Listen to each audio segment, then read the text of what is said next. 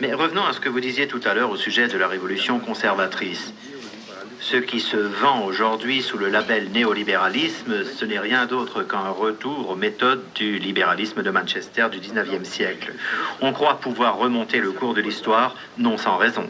Oui, mais la force de ce néolibéralisme, c'est qu'il est mis en application, au moins en Europe, par des gens qui s'appellent socialistes. Et que ce soit Schröder, que ce soit Blair, que ce soit Jospin, ce sont des gens qui invoquent le socialisme pour faire du néolibéralisme.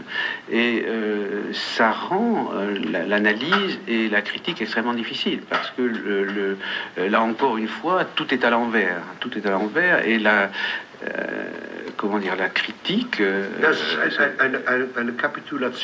fait, il y a une véritable capitulation face à l'économie.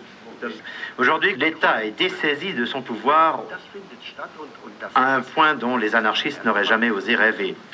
Je n'aurais jamais pensé qu'un jour viendrait dans ma vie où je me mettrais à revendiquer plus d'État.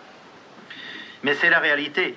Et je suis maintenant dans une situation tout à fait étrange, puisque je me vois obligé de demander qu'on donne davantage de responsabilité à l'État et qu'on lui permette de jouer son rôle de régulateur. Là, c'est typiquement ce type de renversement dont je parlais tout à l'heure. Nous sommes amenés, paradoxalement, à défendre des choses qui ne sont pas complètement défendables.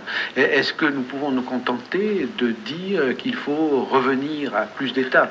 Il me semble que pour ne pas se laisser enfermer dans l'effet de révolution conservatrice, il faut dire qu'il faut inventer un autre État. Parce que sinon, on va vous dire, mais vous revenez en arrière.